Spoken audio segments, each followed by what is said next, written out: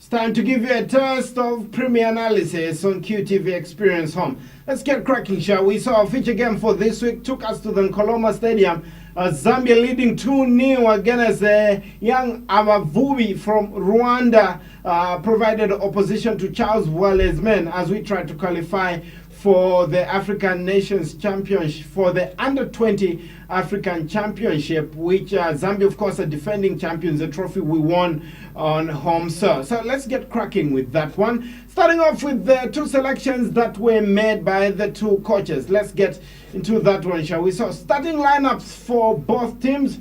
Zambia in orange went for a 4-1-3-2 with Francisco Mwepu, the two-goal hero in the first leg, leading the line with Muya Malumo, shirt number 18. Playing in the hole was Prince Mumba. The wide areas were Martin Jovo and Lamek Bande. Back four, pretty much settled. We had Mwanza, Katongo, Hakuya, and of course Kolola. In between the sticks we had Walia. Now for Rwanda in red, they went 4-4-2 as well. Pretty much a settled side, looking at the team that actually played in the first leg. So those were the two tactical formations chosen by the two coaches in that game. So let's get into the nitty-gritties of that game, starting off with Zambia in attack. So Zambia, the home team, leading 2-0 from the first leg, presented us with a situation where they needed to preserve that result so that they qualify to the next round. So joining me is Dean Mwinde and Vespa Jans. Let's get cracking, gentlemen. First off, as we begin to analyze Zambia versus Rwanda, here's what would happen. Rwanda would actually have their number 10, who's Marie, who's wearing shirt number 9, actually coming short deep into midfield and becoming that fifth man in midfield. And you have their wide winger actually keeping tabs of Mwanza, the Zambian number 6, right there on your screen. But right there, I want to talk about what's going up the pitch, because you look at shirt number 19, Francisco Mwepu, who actually curves his run as illustrated on the screen, runs into that half space and tries to play in between the right back and the central defender. And look at the run that the number 18, Muya Malumo, actually makes to the right to actually stretch the defense. That looks like a good idea, Dean Mwinde, but right there, the person who's orchestrating play, okay, and is probably supposed to link and profit from the space that Mwepu and Muya are creating, is probably tactically the shirt number 3, Prince Mumba, but he has to come down deep and start the attacks. What is your assessment of Zambia's performance in that respect? I think, Zite, there was a problem. The problem was that we were few in numbers.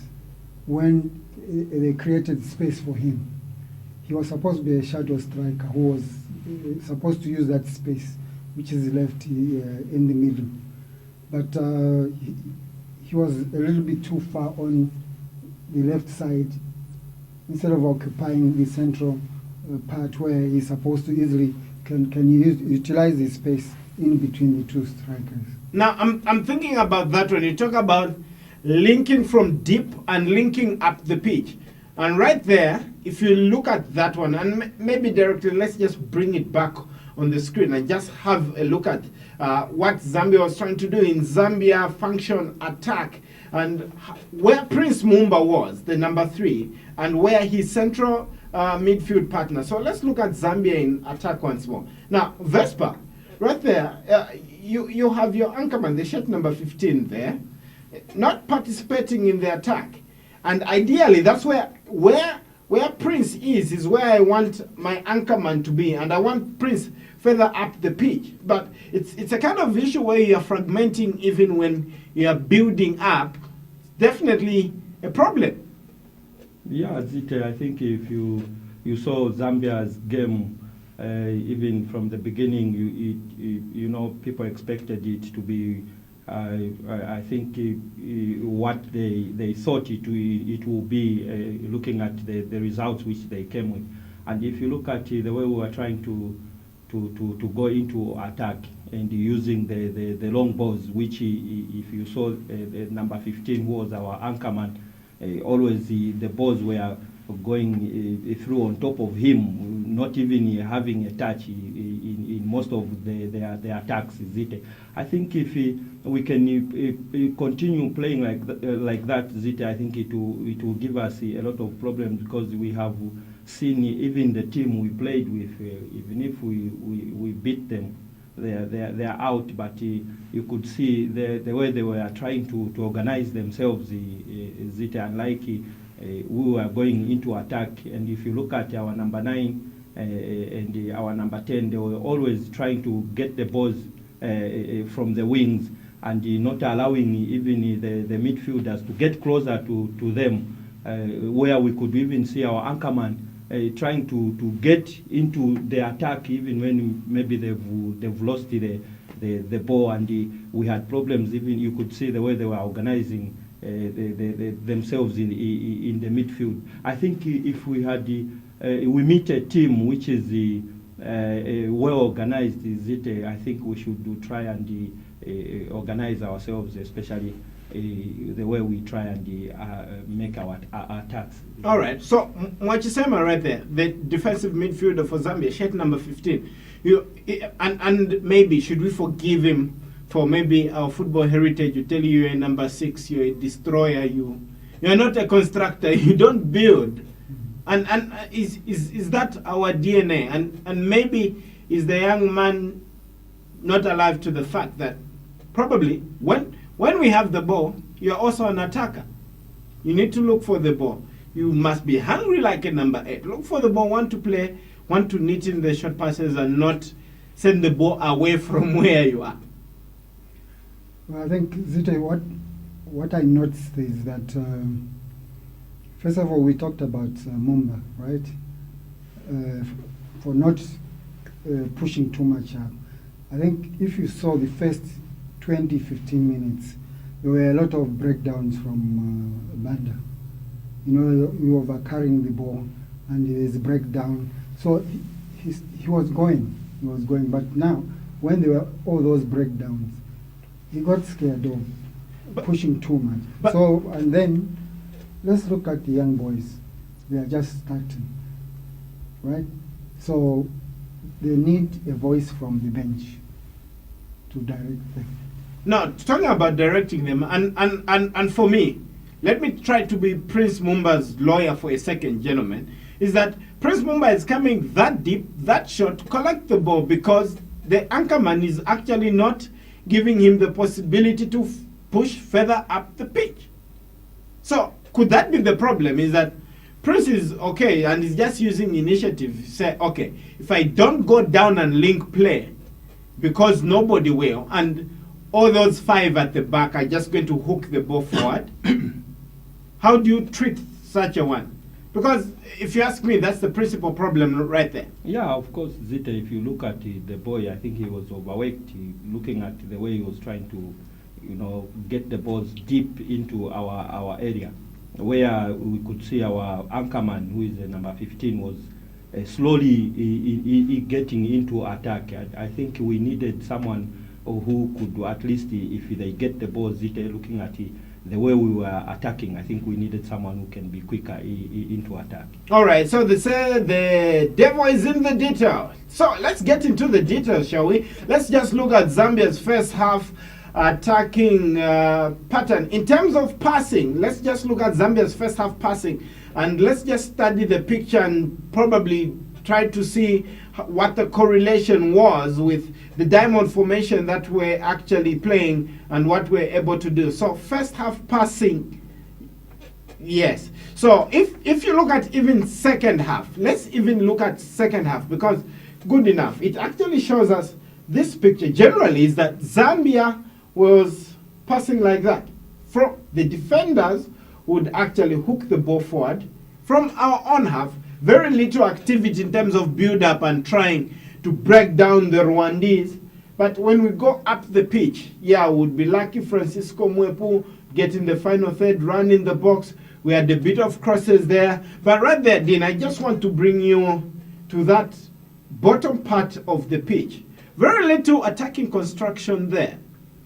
And part of the problem is what we are discussing now. Yes, exactly. And, if you stay in your own half, you are making it difficult for the strikers and the midfielders to penetrate, because if they are remaining behind, these guys who are the Rwandese, they are going to park the bus. After parking the bus, when they win the ball, they were going to open up. But unfortunately, we had a gap in between. Now, talking about comfortability and us playing out, Vespa, again, it comes back to what we are saying, is that probably they're just starting off, and I don't know if it's an excuse that our under-20 team had challenges knitting the ball from the back, getting into midfield, getting into the forward line, and really breaking down the opponent, especially when they pack the bus, as Dean puts it. Yeah, Zita, I think looking at the under 20 and the age we have, I think we need to use the system which I think the coach used, and that system allows the players, Zita, to enjoy the game, because most of it you find that the players are always on the move, and they are moving according to the way the ball is being passed. And if you saw our team, most of the passes we are putting from behind is a long pass into maybe up front at number 9, number 10. And if you look at the system which we were playing, Zite, I don't think it can allow us playing the long balls.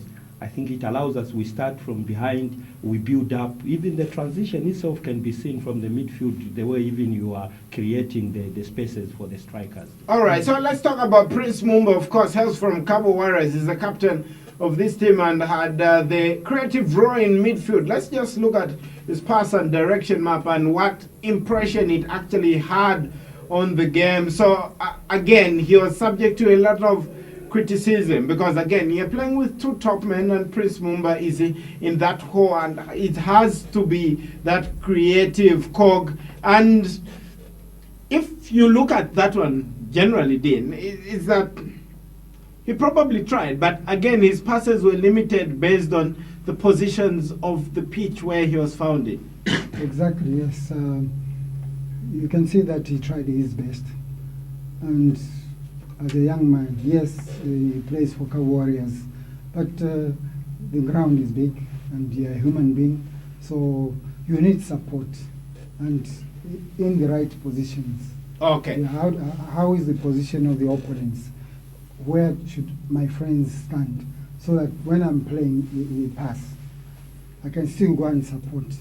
But sometimes he used to find himself in very awkward places. He had to use maybe a striker to relieve himself from overworking. All right. So let's just have a look at Rwanda in attack. The visiting team 2-0 down, of course, from the first leg, courtesy of those goals from Francisco Mwepo. But let's just study the tactics that Rwanda came with. So you have a situation where when Rwanda gets the ball, they would on average actually play out from the back. And right there, because the Marie, the number 9, actually comes short to actually collect, he actually forms a 3-man midfield where you've got the shirt number 7, Sare, and you've got Bonane, the number 8, and Marie comes there. And when he comes short, it actually creates a tactical problem for Zambia in terms of defending, because in those areas we actually only have 2 players, namely Prince Mumba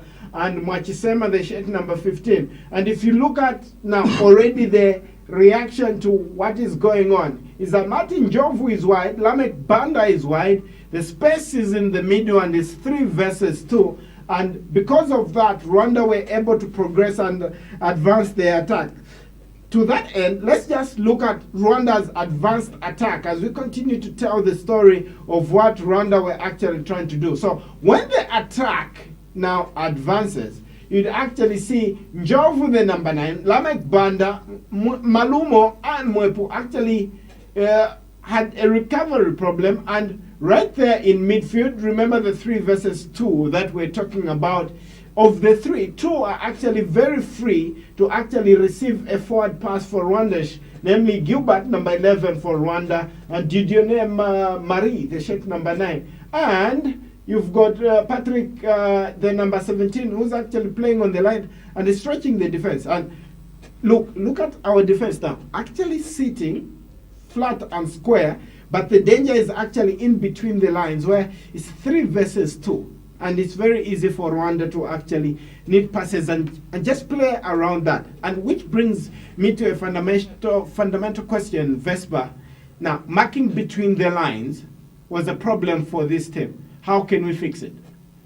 Yeah, I think if you look at the system they used, the Rwandese, and looking at the 4-4-2, which I think the players followed the instructions and they played according to what their coach instructed them. Because you could see when they are into attack, you could see the way they were maintaining their positions, especially in the wings, try to draw in our anchorman who was just anchoring there.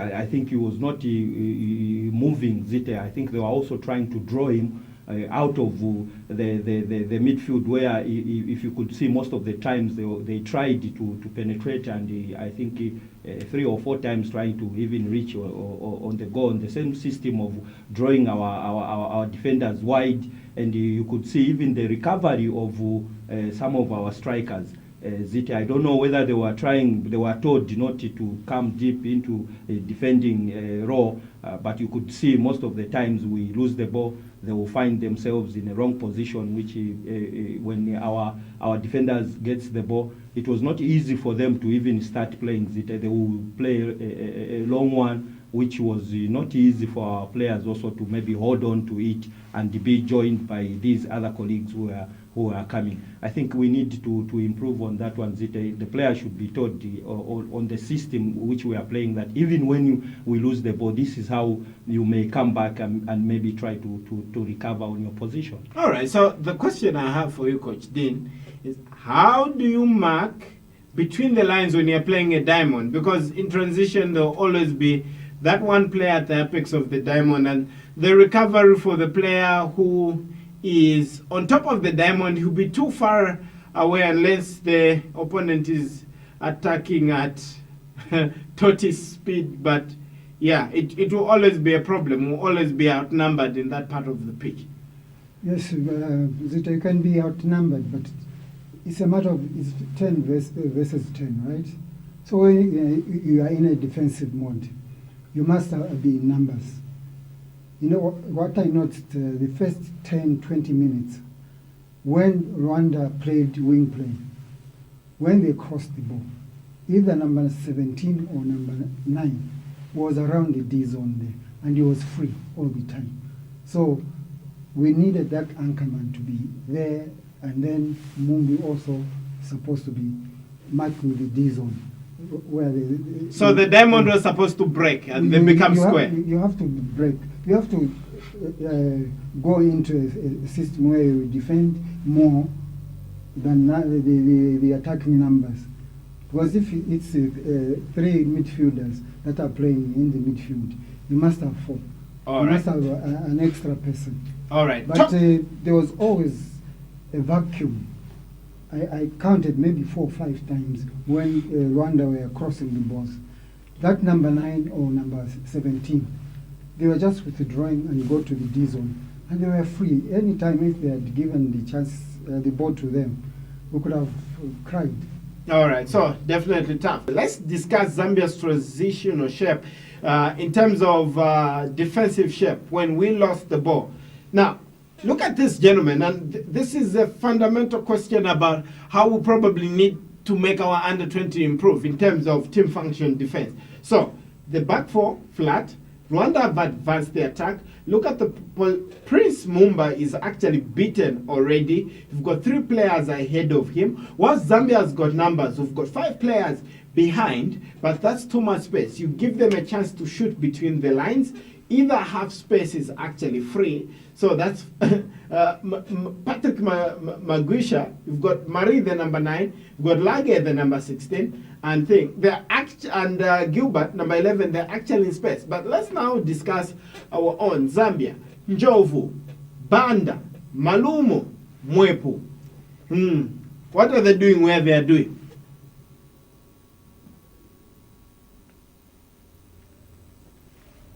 Yeah, I think this is what we talked about, is it, especially when you have a team which is playing long balls.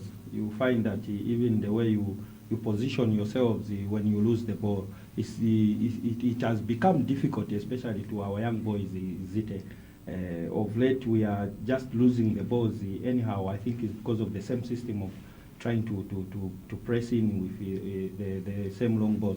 I think we should try and change on that one. Maybe if we try and maybe to talk to the players over the same system, that maybe when we lose the ball, we of course we just have to close in and maybe try to Question, Vespa, right there.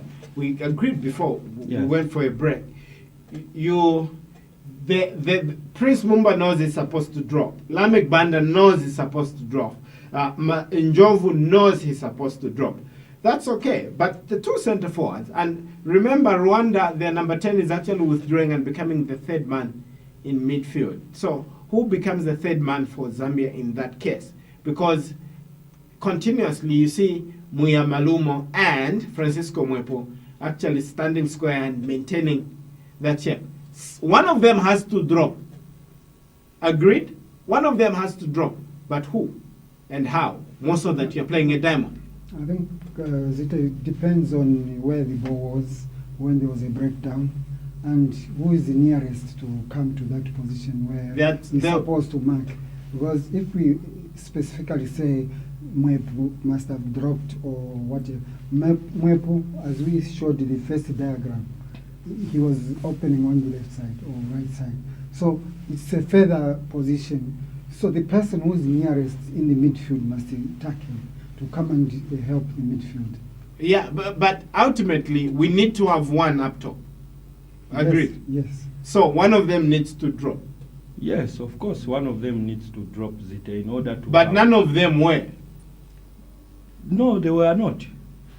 How do you cure that one, coach? Yeah, I think Zite, as like I said in the earlier, that maybe it was the coach's system that they should not drop and maybe get a lot of goals, because if you saw what the Rwandese were doing, I think even in attack they were not hitting the long balls, but they were trying to come out with the passing balls, which at least helped them. I think we saw it that it even gave them a goal, which at least gave them the power again to come back into the game with the same playing in the passing game. And unlike to us, whereby you saw we get the ball even where we could even maybe try to play 4 or 5 touches, we were failing. We get the ball, a long ball, which even the strikers were failing to hold on into it, that they could allow some midfielders maybe to join them. We could be talking about the number 15 who was just on the defenders. Yes, maybe it's because of the same that our strikers were not trying to protect the balls, which were most of the times we find that we are in trouble. And those guys were coming, they could have even scored another goal. But let me ask you this, because both of you haven't been categorical about who needs to drop and become the third man in midfield. Because if you say you are playing a diamond, the striker knows me, I'm playing forward left. The other one knows I'm playing forward right. Someone needs to be told that they're number 10 and they need to be that third man in midfield at all times. At all times, because a breakdown can come from anywhere. Middle, left, right. So ultimately, are we saying that this under-20 team may not be well oiled to actually play that system? They are young boys, Zit, and systems. If you want to understand the system, or it must be repeated every night. They've just started playing together, so the mistakes are seen. I think even the coaches have seen that this is what was happening. So they work on it. Or I would like to ask Faz is that before the next game, let them have a program where these boys, they'll be having a break and coming to meet maybe 2-3 days, then they go back to their clubs, so that they get used and get oiled to the system if they want to continue with this system. Okay.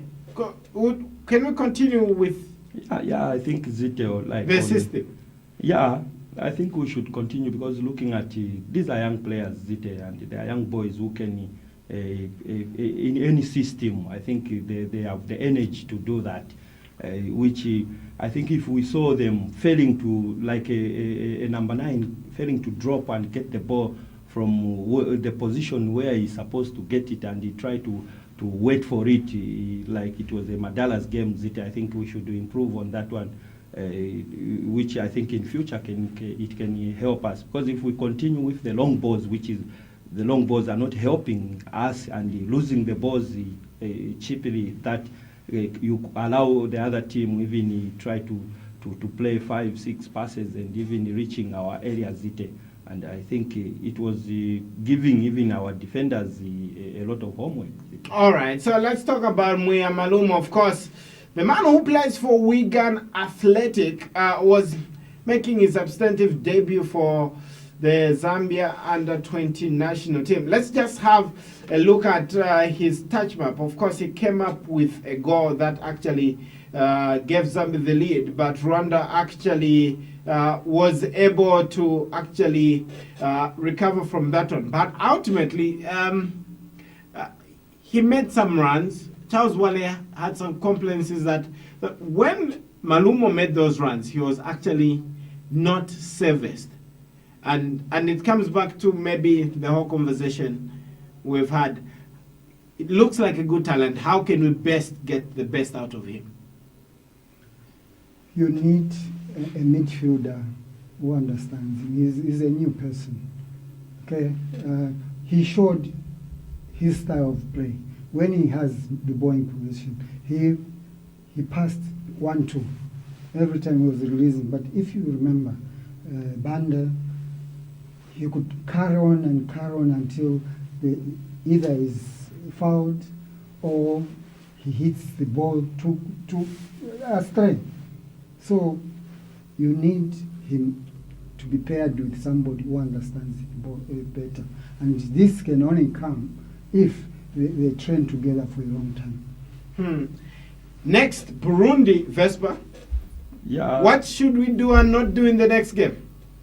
Yeah, can you, maybe I also talk about the Malumo. I think what I saw in him. Yes, he's a good player. We can say he's a very good player. He's too young. Of course, we've seen something which is learning where he's coming from. And I think if some players, even in the under-20, can look at what he was trying to do and having a good midfield, I think we could have seen the best out of him. Yes, he missed some chances which could have made him a hero that day. But being his first game, I think he is a good player. He needs, I think, people to talk to him, even understand the Zambian and the African games, the way they are played. Of course, he may be coming from Africa and Zambia, of course, learning from here. But there are things which in Zambia, I think they are changing almost every day, especially in football itself. But we are lucky that we have players who are coming like that. And I think if we can encourage the young boy, I think we can have a good striker in future for the national team. All right, so that's Muya Maluma. Well done. 1 goal, 1 shot, 1 kill. Definitely hoping that you become one of the greats that have ever donned the Chipolo jersey in terms of getting goals. Patrick Bomba Banda, Vincent Mtale, Kalusha Walia, Collins Mbesum, Chris Katongo, Emmanuel Mayuka. Well, the sky is the limit. Or do they say heaven is the limit? That was our analysis of Zambia versus Rwanda.